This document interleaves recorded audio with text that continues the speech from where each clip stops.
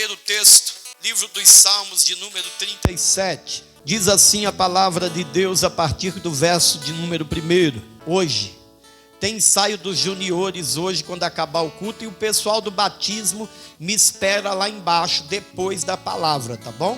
Enquanto as irmãs ensaiam, me espera lá embaixo o pessoal do batismo. Vai ter batismo dia 13 de abril, amém? E também tem outro aviso, a Santa Ceia, os irmãos que não puderam vir na ceia, Evangelista Claudimar, lá embaixo também vai estar ministrando a ceia para os irmãos, amém? Louvado seja Deus. Diz assim o texto sagrado: não te indignes por causa dos malfeitores, nem tenha inveja dos que praticam a iniquidade, porque cedo serão ceifados como a erva e murcharão como a verdura. Confia no Senhor e faze o bem, habitarás na terra e verdadeiramente serás alimentado. Deleita-te também no Senhor e Ele te concederá o que deseja o teu coração. Entrega o teu caminho ao Senhor, confia nele e Ele tudo fará. E Ele fará sobressair a sua justiça como a luz e o teu juízo como o meio-dia. Descansa no Senhor e espera nele. Não te indignes por causa daquele que prospera em seu caminho, por causa do homem que executa astutos intentos. Deixa a ira e abandona o furor. Não te indignes para fazer o mal, porque os malfeitores serão desarraigados, mas aqueles que esperam no Senhor herdarão a terra. Amém? Deus, mais uma vez em oração nos colocamos na dispensação do Teu Espírito e pedimos a Tua bênção. Esteja conosco, ministrando aos nossos corações. Espírito Santo, aleluia. Espírito Santo, Tu que sondas os corações, Pai querido, e conhece a real necessidade da Tua noiva, Jesus. Nós te pedimos, Deus, abençoa e ministra aos nossos corações e nos dê a Tua bênção em nome de Jesus. Os irmãos estejam à vontade. Nós vamos apresentar aqui uma família abençoada. Hoje nós estávamos aqui limpando a igreja e ele chegou ali na porta, aleluia. Nós estávamos ali dando uma geral lá embaixo e ele perguntou: que dias... quais são os dias de culto? Eu falei: é hoje, quarta, domingo. Ele disse: hoje eu vou. Eu falei: glória a Deus. E ele veio com a família, né? O Diego, levanta a mão aí, Diego. Isso. A Gabriela, a sua esposa, seu filhinho Pietro. Aleluia. Vamos recebê-los com uma saudação de boas-vindas. Como vai dizer a igreja? Sejam bem-vindos em nome do Senhor Jesus. Visitantes, sois bem-vindos. A Madureira te ama, a Madureira está contigo. Visitante, sois bem-vindos. A Madureira te ama, a Madureira está contigo. Visitante. Glória a Deus, sejam bem-vindos em nome de Jesus.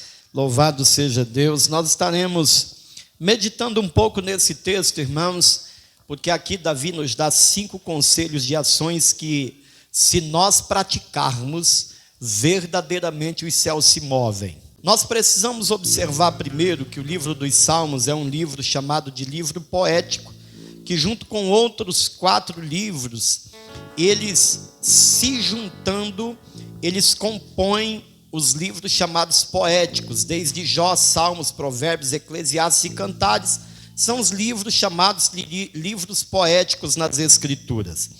E a poesia oriental, ela é diferente da poesia ocidental. A poesia ocidental é uma rima de palavras, e a oriental é uma rima de pensamentos. Por isso que às vezes a gente olha e fala: por que é livro poético se a gente não vê palavras rimando? Porque a nossa poesia, ela é diferente, o pensamento poético da poesia oriental. Lá é uma rima de pensamentos e não de palavras. E o livro dos Salmos, ele tem algumas coisas aqui interessantes para a gente conhecer. Por exemplo, lá em Israel, ele é um inário. Eles cantam os salmos, aleluia, nos cultos, seja ele no templo, nos tabernáculos, nos ajuntamentos de judeus, eles cantam O livro dos Salmos também é o livro mais lido da Bíblia Sagrada. Quem aí não tem o Salmo 91 amarelado, aberto lá na estante de casa? Aleluia. Outros preferem o Salmo 23, não é? Aleluia, o Salmo do pastor, o Salmo do poderoso Deus, Salmo 91. Aleluia, é o segundo livro mais citado no Novo Testamento, é o livro dos Salmos, só perdendo para o livro de Isaías. O livro dos Salmos é o livro mais citado no Novo Testamento. Ele é citado cerca de 186 vezes só no Novo Testamento. Ele perde apenas para o livro de Isaías. Também o livro dos Salmos, no hebraico, ele é chamado de Teglim, e no grego de saltério. É diferente, mas tudo com a mesma conotação. O livro dos Salmos, ele demorou cerca de 1000 anos para ser composto todo o livro, porque foram diversos escritores em diversos tempos, em culturas diferentes, que foram usados por Deus para escrever o livro dos Salmos. Os escritores foram múltiplos. Davi foi o maior deles, mas tem Salmo de Salomão, tem Salmo de Moisés, tem Salmo de Asaf, tem Salmos dos filhos de Coré, tem salmos assim de autores diferentes, de tempos diferentes e de culturas diferentes, mas que foram usados por Deus de forma poderosa. Dos 150 salmos, cerca de 50 deles não se sabe quem foi o escritor.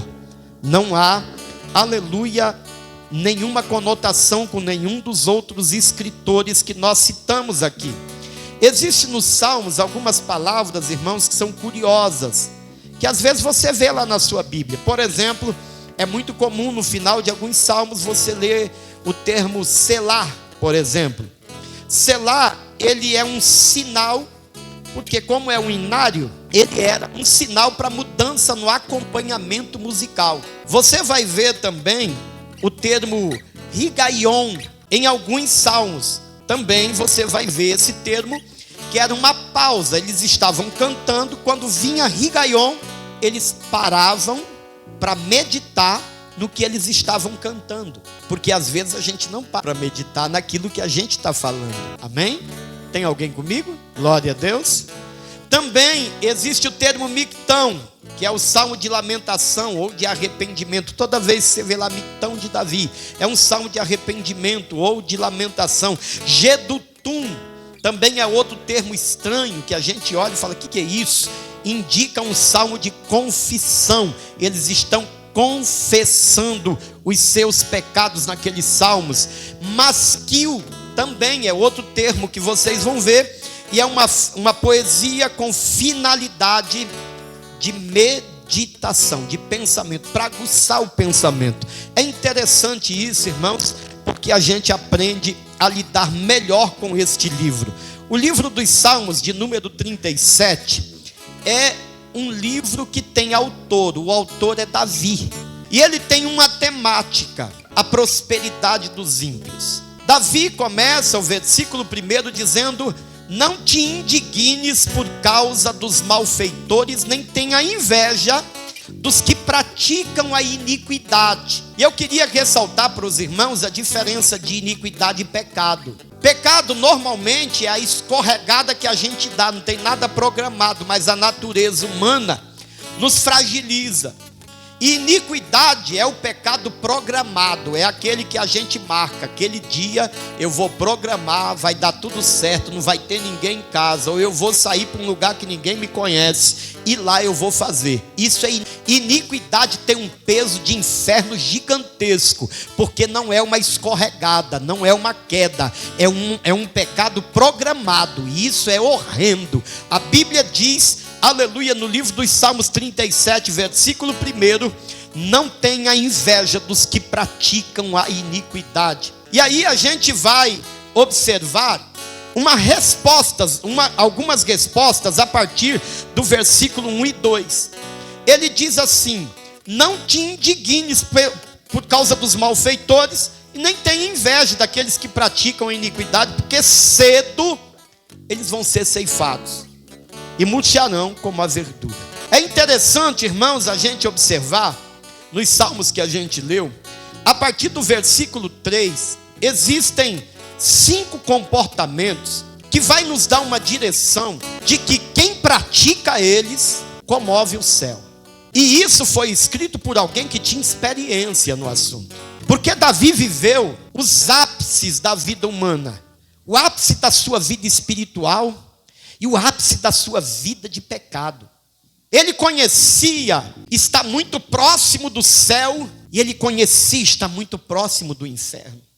Davi tinha uma experiência vasta de vida. Era chamado de um homem segundo o coração de Deus. Porque ele era perfeito? Não, porque ele era moldável. Toda vez que Deus falou com Davi do seu pecado, ele deu marcha ré, consertou o altar e continuou caminhando.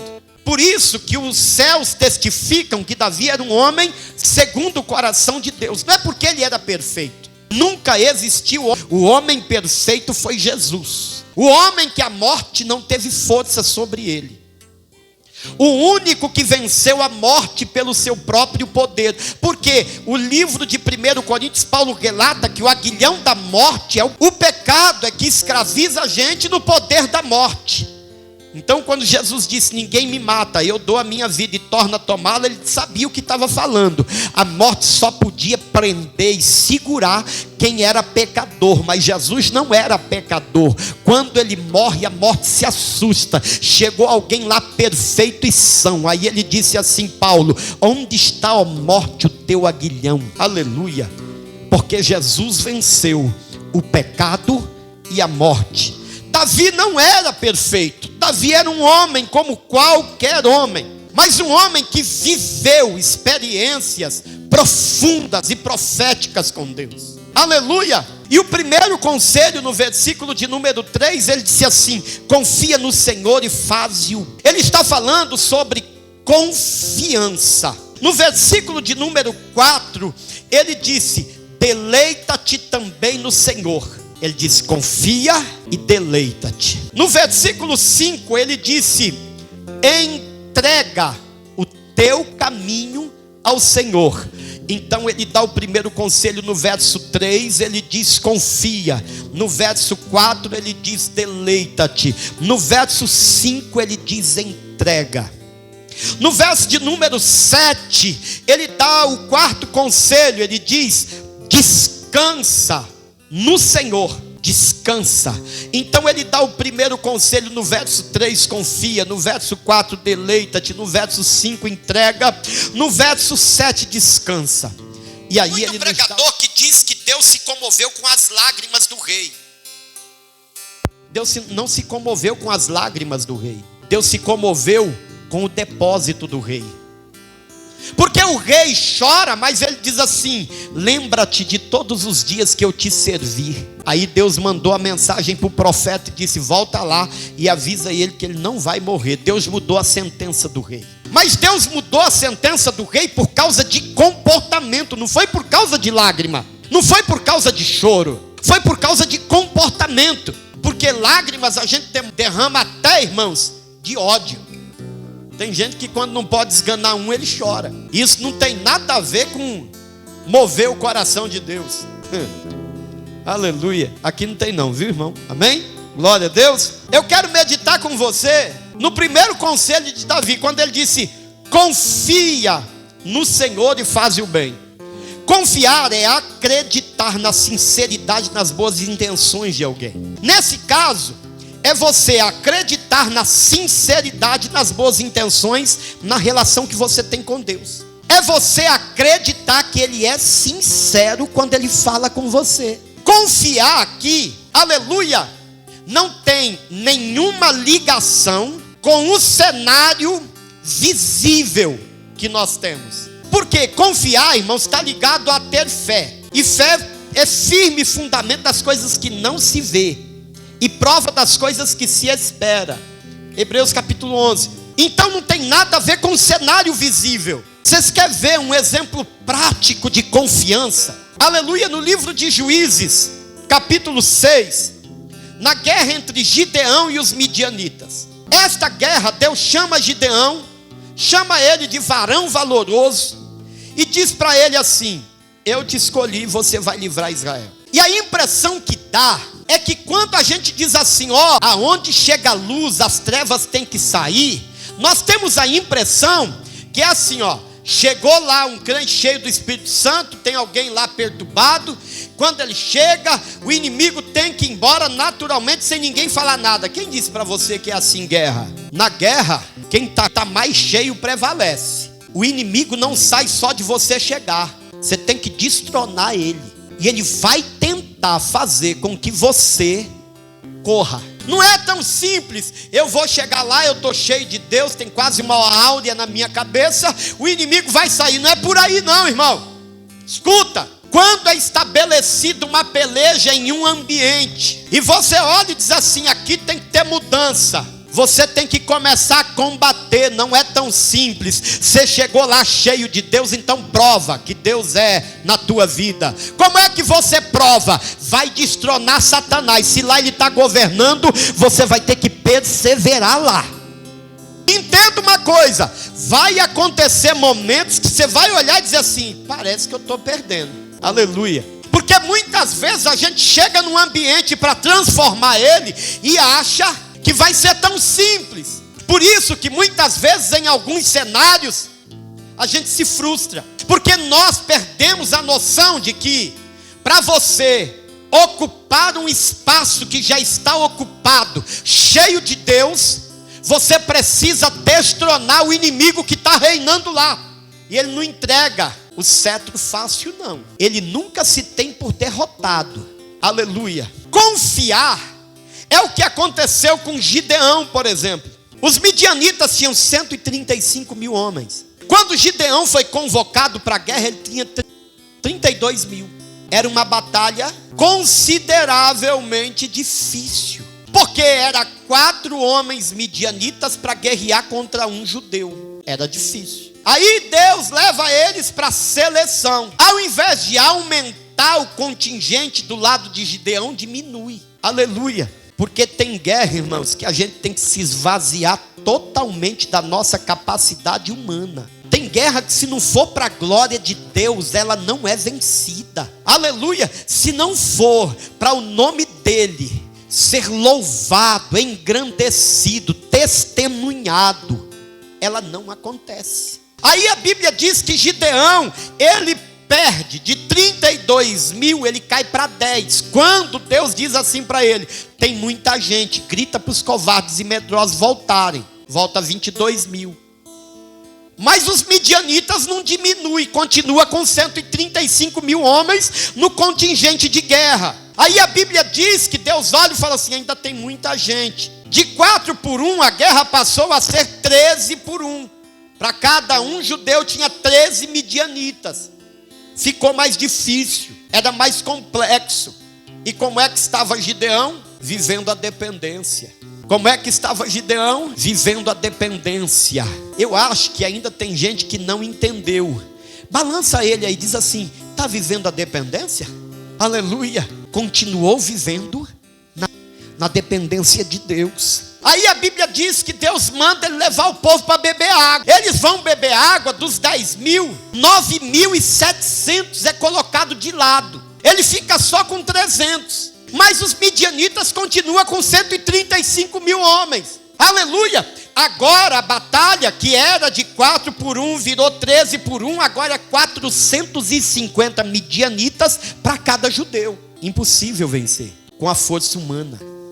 Deus levou Gideão a um cenário impossível de ser vencido com capacidade humana. Tem hora que a tua guerra ainda não foi vencida, porque ainda há algum recurso humano sendo utilizado na batalha. E tem situações que Deus te leva para te esvaziar totalmente, para que você viva literalmente a dependência de Deus. Porque aí quando você vive literalmente a dependência de Deus, aleluia, Deus brada, os céus se movem, Deus olha e diz: espera aí, agora não tem mais cartão de crédito, agora ele ficou desempregado, não tem dinheiro, aleluia, agora os amigos se foram, agora ele está vazio totalmente. Está vazio? Está. Então agora é a hora de Deus agir, de Deus operar, porque agora o nome dele é glorificado, agora não tem nada na natureza humana sendo utilizada no combate. Por isso que muitas vezes a gente olha para o cenário e diz assim: por que que piora? Fica tranquilo, irmão, Deus está preparando um cenário que você nunca viveu, um cenário de dependência 100%, são real, do sobrenatural de Deus. Aleluia! Como é que estava Gideão quando ficou 450 por 1? Dependendo de Deus. Confiar é acreditar na sinceridade das boas intenções daquele que você entregou na mão dele. Isso é acreditar, isso é confiar. A confiança, como eu disse para vocês, não está ligada a um cenário visível, mas a um cenário invisível. Tudo está dando errado, mas eu creio que Deus vai me dar vitória. Irmãos, a confiança nos leva a um patamar de relação com Deus tão profundo, tão profético, aleluia, que para a gente tanto faz água descer morro ou subir morro, a gente sabe quem está com a gente, aleluia. O cenário pode ser de caos, a gente sabe que Deus ainda provê, porque Ele é pastor de ovelha e nós somos as suas ovelhas. Confiar em Deus não depende de um cenário abençoado, florido, glorioso, não. Confiar em Deus, irmãos, é independente do cenário. Se o cenário está difícil, estreitou mais o caminho, o primeiro conselho para que os céus se movam no teu cenário: confia. O segundo, deleita-te. Se deleitar, irmão, é provocar satisfação, é provocar prazer. Se deliciar, segundo o dicionário Aurélio, é prazer, é contentamento, é se regozijar. O salmista, no verso de número 4, ele diz assim: deleita-te também no Senhor. Aleluia, deleita-te. Ele está dizendo: provoque prazer em estar com Ele. Louvado seja Deus. Sinta regozijo com a presença dEle. Aleluia. Irmão, nós temos vivido dias tão difíceis que não está sobrando tempo para nossa relação com Deus. O nosso cronograma está muito cheio. Aleluia. Eu não sei, quem aqui é avô já? Quantos avós nós temos aqui? Tem pouco, né? Glória a Deus, eu sou avô. Você quer ver uma coisa que me gera prazer assim? É descomunal. É quando ele chega perto de mim, me abraça e diz: vovô, eu te amo. Eu olho assim, eu falo: Jesus, isso é fantástico. É uma coisa que gera tanta simplicidade, que a gente olha, isso, eu me delicio nesse cenário. E o salmista aqui no versículo de número 4, ele está falando assim, que esse cenário a gente tem que viver com o Senhor. Ele disse assim: deleita-te, pois no Senhor, provoque prazer, satisfação, se delicie com a presença dEle. Eu não sei se você já viveu essa experiência de, na sua intimidade de relação com o Senhor, dizer para Ele: Jesus, é tão gostoso quando eu estou aqui sozinho com o Senhor. É tão gostoso estar aqui, sentindo o teu braço, ouvindo a tua voz sozinho. O salmista disse: deleita-te, pois, no Senhor. Irmãos, a gente tem vivido dias tão turbulentos que parece que a gente não consegue ter esse prazer mais com a presença dEle. Mas um dos conselhos do salmista é que este comportamento move os céus. Ele disse: deleita-te também no Senhor. Aí sabe o que acontece? Ele concederá o que deseja o teu coração. Ao invés de murmurar, se delicie. Ao invés de reclamar, tenha prazer com a presença dEle.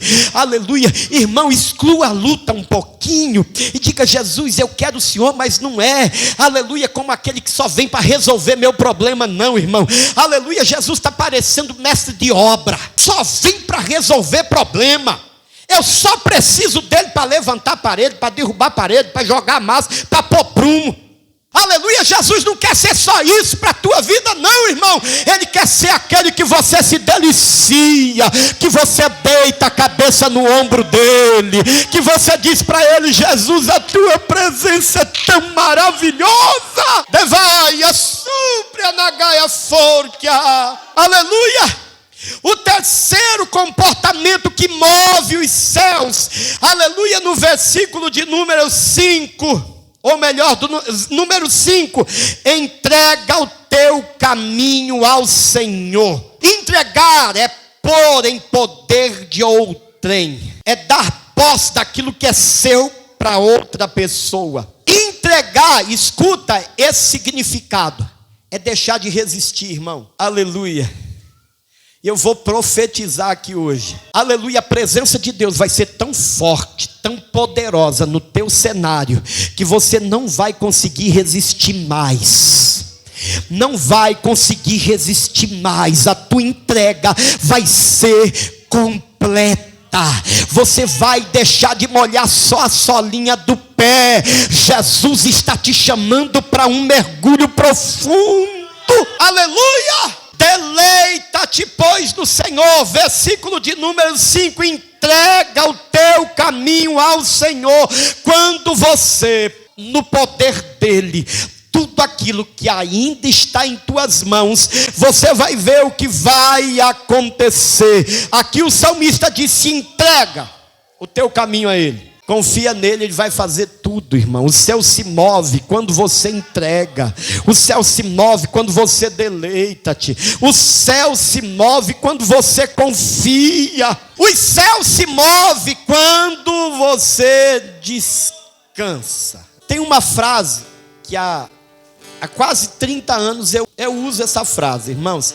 Essa frase eu não vi em meme, porque na época nem internet a gente tinha, era discada, tá bom?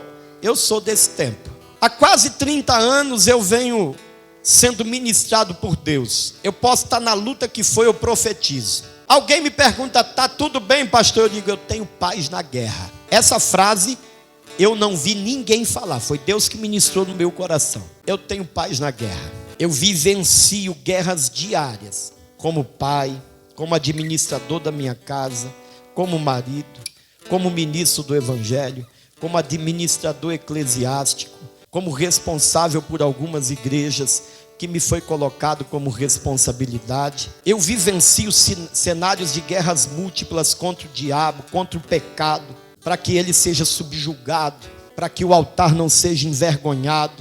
Eu estava ouvindo um podcast de um dos maiores teólogos da atualidade, o americano Paul Walsh, e perguntaram para ele assim: para você, qual é o maior perigo para a igreja hoje? Ele disse assim: o maior perigo para a igreja hoje são os pastores. Falou da minha classe. Eu ouvi o que ele disse: porque pastor sem fervor de oração, sem intimidade com o céu, sem vocação, vazio, está colocando entretenimento ao invés de espiritualidade. E a igreja, ela está se tornando frágil, fraca, com pouca intimidade, e isso vem do altar. A gente vivencia dificuldades imensas, aleluia. Na maioria dos dias da semana eu estou chegando em casa meia-noite, 1h, isso quando o telefone não toca, e a gente tem que sair de novo, aleluia. Mas tem uma máxima que eu profetizo diariamente para o meu ministério: eu tenho paz na guerra. Eu estou em guerra, mas eu sei em quem eu tenho crido. Eu estou em guerra. O inimigo está rugindo, bramando como leão, buscando tragar.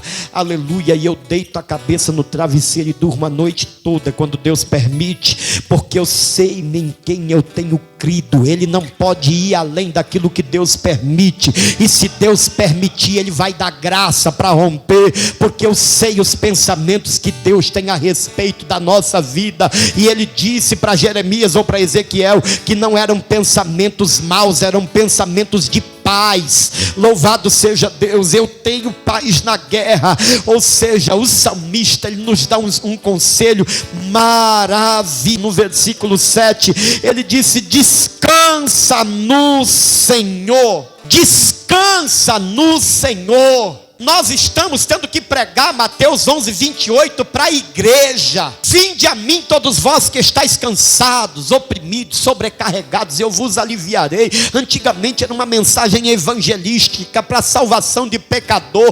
Hoje a gente está tendo que pregar isso para a noiva. A noiva está cansada, está sobrecarregada, está cheia de coisas humanas, cheia de coisas terrenas, deixou de buscar o alto, o poder de Deus, as coisas sobrenaturais, os dons do Espírito. A gente está chapado de remédio, chapado de psicologia, chapado de psiquiatria. A gente está precisando de um monte de recurso humano. Deixa eu convidar você, desce com o joelho no chão e cara no pó. Desce com o joelho no chão e cara no pó. Aleluia. Jeremias, ele disse isso. Põe a tua cara no pó, talvez assim haja esperança. Aleluia. Nós estamos deixando as coisas do céu como último recurso, quando ele deveria ser o primeiro e único. Porque quando você busca recurso do céu, os céus se movem. Aleluia. Aprenda a descansar em Deus. Vamos ficar de pé. Eu preciso entregar logo. Jesus quer te dar a paz que excede a todo entendimento. E ele disse assim: a minha paz eu vos dou. Não vou lá dou como o mundo a dá, porque o mundo não me conhece. A paz que Jesus te dá não é diante de um cenário abençoado. É num cenário de guerra. É num cenário de guerra. A paz que Jesus te dá não está ligado a armário cheio, a conta bancária cheia, a projetos terrenos. Essa não é a paz que Jesus te dá. Sabe por quê? Se alguma coisa terrena faltar, você perde. A paz que Jesus ele dá é a paz que excede a todo entendimento. Eu não consigo entender, mas eu vivo em paz. Como é que pode alguém que vivencia guerra em cima de guerra, combate em cima de combate, e consegue ter paz? Essa paz é a paz que excede a todo entendimento, e ela vem do sobrenatural. Ela não vem da terra. E é essa paz que Jesus quer dar para a tua vida. É essa paz que Jesus que você vivencie. E eu vou encerrar. No verso de número 8 ele disse: o último conselho para que o céu se mova: deixa. Tem coisa na vida da gente que a gente tem que deixar. E aqui ele disse: deixa a ira, abandona o furor. E na parte B do verso 9: aqueles que esperam no Senhor herdarão a terra. Deixe de lado tudo aquilo que está te distanciando da centralidade de Deus. Se for a ira, abandona. Se for o furor, abandona. Aleluia. Faça o sacrifício. Você vai ver que esse comportamento vai mover os céus. Feche os teus olhos. Aleluia. Os céus estão se movendo nesta noite. Deus, em nome de Jesus, nós estamos dispostos a seguir os conselhos de alguém que vivenciou os dois extremos da vida, que experimentou, meu Deus, a frustração, que experimentou a amargura, que experimentou a decepção, a traição, mas que também experimentou, meu Deus, a bondade do Senhor, a longanimidade do Senhor, a misericórdia do Senhor. Aleluia. E Ele nos deu conselho. Ele disse: confia no Senhor, deleita-te no Senhor, entrega ao Senhor, descansa no Senhor e deixa tudo que há. E os céus estarão em movimento num cenário de guerra. Meu Deus, nesta noite, comportamento muda cenário, e nós nos colocamos na dispensação do Senhor, porque esse cenário precisa virar, esse cenário precisa mudar. Deus, em nome de Jesus, muda esse cenário. Tua presença, tua presença, tua presença. Levante as mãos assim. Deixa eu falar uma coisa para você. Lá em São Paulo, uma pessoa, um senhor, hoje ele é o co-pastor da igreja que eu pastoreei em São Paulo há mais de 20 anos. Ele é o co-pastor lá, presbítero João Laureano. Era nosso companheiro de oração em São Paulo. Sabe como ele foi batizado com o Espírito Santo? Já vi um cearense semi-analfabeto falando em japonês na casa dele, com as mãos levantadas para cima e eu dando a bênção apostólica. Uma irmã da Deus e Amor numa cadeira de roda andou na hora da bênção apostólica. Ninguém pôs a mão na cabeça dela e nem orou para ela andar. Ela chegou lá de cadeira porque dizia: aquela igreja ora muito, então vai lá que Deus vai operar um milagre. Ela chegou lá no primeiro lugar, sentou. Na hora que estava dando a bênção apostólica, ela deve ter olhado e ninguém pôs a mão na minha cabeça, então vou levantar assim mesmo. Levantou e saiu empurrando a cadeira. E aqui na bênção apostólica, a irmã da Gláucia foi batizada com o Espírito Santo lá em cima da galeria. O culto só termina quando acaba. A bênção apostólica faz parte do culto. Levanta a tua mão para o alto. Que a graça de nosso Senhor e Salvador Jesus Cristo, o grande amor de Deus, o nosso Pai, a comunhão e a consolação do Espírito Santo esteja com todos, não só hoje, mas para todos sempre.